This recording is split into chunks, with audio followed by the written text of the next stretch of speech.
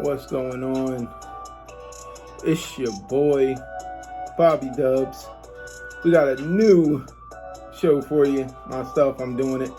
Got tired of the rhetoric and the nonsense we've been hearing and seeing all over social media, namely the hot take artists and the nonsense that people are sitting here putting out takes that make no sense. So I decided to come up with a new show.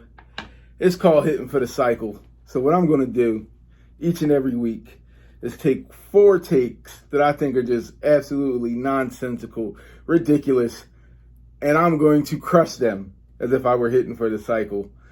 They're going to range from, the lukewarm, the single, the double, the triple, and until we get to a home run of a bad take, in which I will do what I do best, which is systematically roast that take and tell you why it makes no absolute sense whatsoever.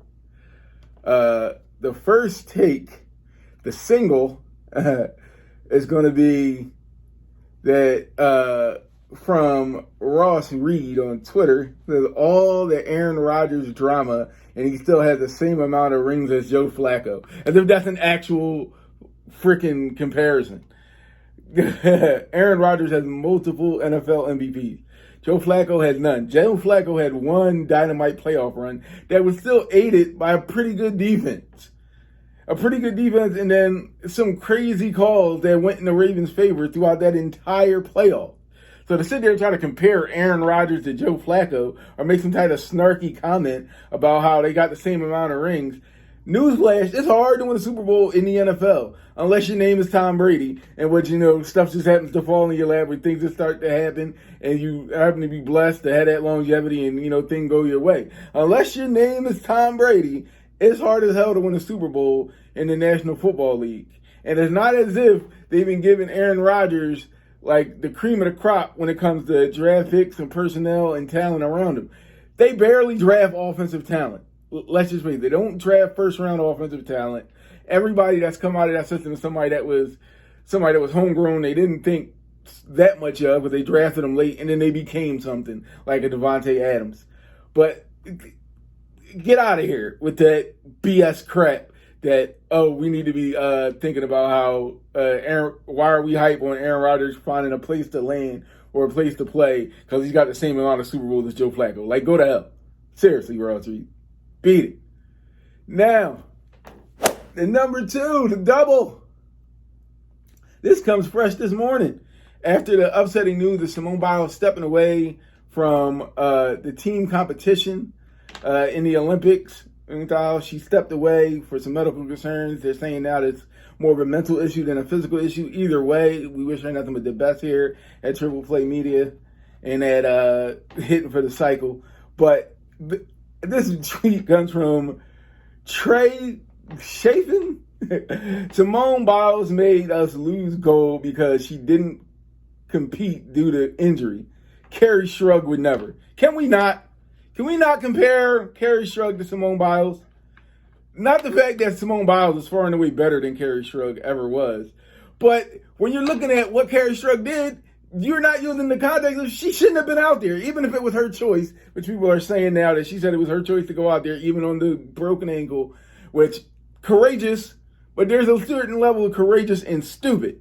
Like, no gold medal is worth permanently injuring yourself. And that means permanently injuring yourself mentally, as Simone Biles might have. If she was stressing, if she couldn't get her head right to do what she had to do up on there, it could also affect her physically. If your head is not in the right place and you're doing some of those things that she does, you could hurt yourself. You're not sticking those landings. You're not having your feet placement correct. That kind of stuff can affect you. So I don't want to hear nothing about, Kerri Strug went up there on a broken ankle. She shouldn't have. She had no business up there. But she also probably felt that pressure from idiots like Trey that, you need to go out there and compete and win because America wins. But let's be honest. She shouldn't have been out there. So I don't want to hear about no comparison to her and what Simone is doing. Simone is the GOAT. She checked herself because mentally she didn't think she could go out there and give her best effort and help her team win, and it probably could hurt her team. They got the silver medal anyway. Silver is still pretty good. And you got to leave it at that. Trey, stupid take. That's the double. Now it's time for the triple. Eddie Guerrero came up in our triple for hitting for the cycle today. An idiot named Ali Osa said Eddie Guerrero was a B-plus player at best, and people only hold him in such high regard because he's dead. That is bullshit. Eddie Guerrero can work his ass off. Not only that, Eddie Guerrero was one of the best guys on the mic later in his career that there ever was. I need to go back and listen to that Addiction promo, my man. All right, Ali, listen to that promo and tell me who was better on the mic in 04, 05, 06 than 05, better than Eddie Guerrero. Please, a B-plus player. Eddie Guerrero had more talent than a lot of these guys have today. Eddie Guerrero is one of the best technical wrestlers that ever lived. Eddie Guerrero is one of those guys you could set your watch to that he was going to give you a good match, that he was going to be the measuring stick for your show that night. So don't even give me that, oh, Eddie Guerrero was a B-plus player. That's a bunch of bullshit. And it's a terrible take. It's almost the worst take we have today. Let's tell you that for last. But that take is like triple, absolutely stupid from Ali about Eddie Guerrero being a B-plus player. He's clearly an A-plus player, one of the great wrestlers of all time, one of the great showmen of all time, before he died. You talk about pops and classic pops where the crowd goes bananas, you watch when he wins the WWE Championship from Brock Lesnar at No Way Out. You watch that and tell me if you've heard anything louder than that in your life while watching wrestling. There's only a few times where you've heard louder than that. And now it's time for our home run take. The home run terrible take. It's got to come from my guy, Jansen Harris, over at the Just Get Network. This guy's been on a rant for 2 years now about how bad Matt Ryan is, and got on his platform and said that Matt Ryan choked in the Super Bowl, and it was namely his fault that the Falcons lost to the Patriots when they were up 28-3. My man, he ain't calling no plays. He didn't call not a single damn play. Actually, he ran over to Shanahan, the moron, and told him, hey, we should run the ball. And Shanahan waved him off, said, I got this. Don't kill me. Go somewhere with that, man. That's a terrible take. He was balling, they were winning, and then the defense gave up 1,000,000 points after the third quarter of that game. He don't play defense. He don't call plays. To say he choked and that's why they lost is ridiculous. I understand in this new wave of social media and sports commentary, the easiest way to make a name is to be the uber, I hate a certain player, or I'm going to hate on this certain player to the cows go home no matter how, it goes against logic and facts and stats. I get it. That's how Skip Bayless, who was an excellent journalist in his day, covering football, covering basketball, doing all those things. And then when he changed over to TV, he needed a gimmick, which was, I'm going to hate on LeBron no matter what LeBron does. And that made his career last even longer on TV.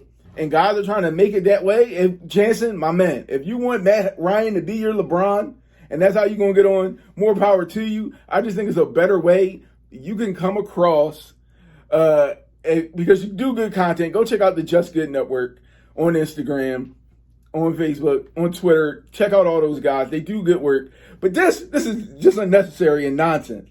It's BS. It makes no sense. It avoids all logic and all facts according to the game, in which there were 1,000,000 mitigating factors of why they lost that game. It has nothing to do with Matt Ryan. How about the coach forcing Matt Ryan to drop back the pass on first down when he could have easily ran the ball and losing yards on consecutive plays? That's Matt Ryan's fault? That play shouldn't have been called. Maybe Matt Ryan should have told Dan Quinn or Kyle Shanahan to kiss his ass and audible out to a run anyway. Maybe he should have did that. But get out of here with Matt Ryan choked the Super Bowl and that's why they lost. Stop it. Stop it. It's nonsense. And that has been your boy Bobby Dubs for Triple Play Media and hitting for the cycle. I just hit for the cycle. I think I knocked them all into play. Y'all let me know. Make sure y'all comment, like. It's going to be on the YouTube channel. It's going to be on my YouTube channel. You can go like, comment, subscribe to the YouTube channel. I'll put all of these hitting for the cycles up there. I'm just going to try to do one each and every week. Thank y'all for checking out the video, and I'll see you next time.